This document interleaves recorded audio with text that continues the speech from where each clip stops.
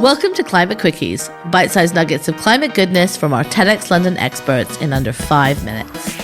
In this week's Climate Quickie, we hear from Isaias Hernandez, an environmental educator also known as Queer Brown Vegan.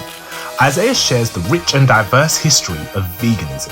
There is so much more than highly processed meat replacement products and expensive white middle-class organic shops. This is part of a broader conversation around the erasure of black and brown voices within the climate movement and why this is key to successful climate action. Over to Isaias. Stay curious. Hi, my name is Isaias Hernandez. I'm an environmental educator and the content creator of Queer Brown Vegan. Happy Veganuary, everyone. I hope you're all taking active steps to reduce your meat intake, and I wanted to talk about a very important definition on veganism. For those wondering about veganism and if it's a very contentious lifestyle, what I love to say is that many of us here, whether you're vegan or not, have probably consumed a plant-based diet.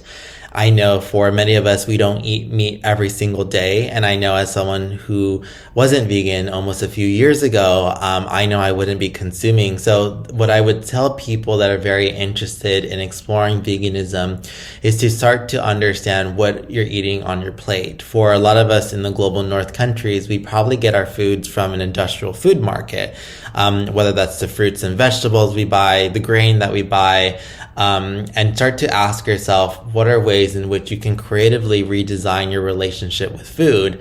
I know for myself, as someone who grew up Mexican, a lot of the foods that we use are grains, fungi, fruits and vegetables, and it's very rich and heavy in plant-based diets.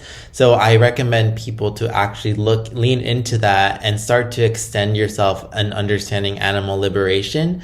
It's not so much about being above and better than others, but it's about re-examining the ways in which we all contribute to levels of oppression in our society. And when I talk about veganism, I'm not talking about those who have sometimes an inability of access and choice to choose this. I'm talking to those who have choice and access. As someone who has a college education degree and in the financial career in my own industry, I talk about the importance of people taking small steps to get to where they're at rather than trying to get to an end goal instantly, because we know as humans, we love to learn, we love to be curious. And I think curiosity in empowering and educating someone about not just the animal benefits of saving non-human animals, but there's environmental benefits to going vegan. There's also human benefits in which we're divesting away from these extractive systems that are oppressing humans.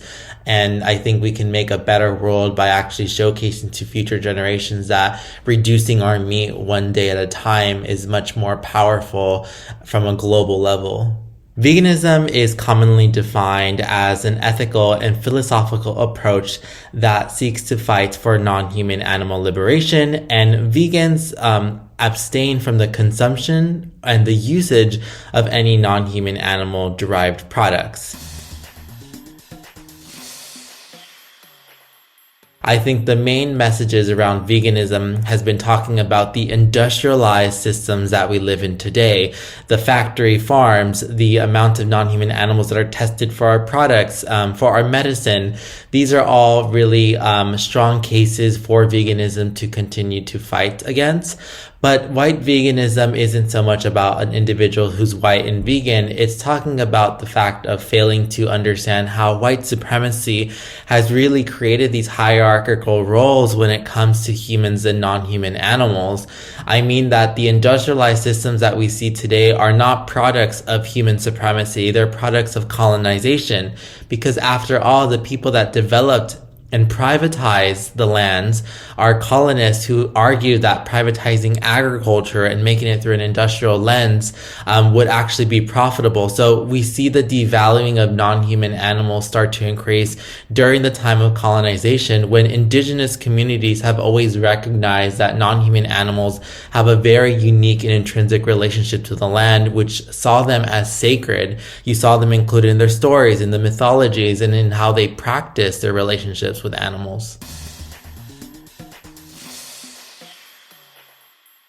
One of my favorite dishes that I love to make is vegan pambazo. A pambazo is a Mexican type bakery bread that is used for sandwiches typically. But essentially what you do is you put this bread in sauce, and a very hot sauce that is used from chili peppers from Mexico that are dried.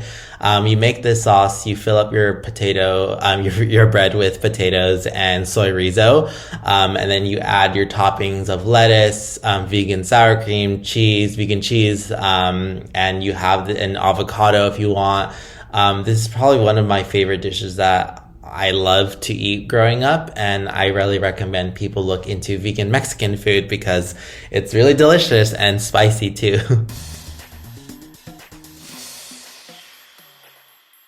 I think one way to avoid the erasure of Black and brown vegans in the veganism movement, because veganism is not a white thing, veganism is for everyone, is to start asking questions in events that you may attend. If you love your favorite vegan brand, ask their marketing, why aren't they working with diverse vegans of color and only white vegans? If you want to start to avoid that erasure, start to amplify and follow vegans of color.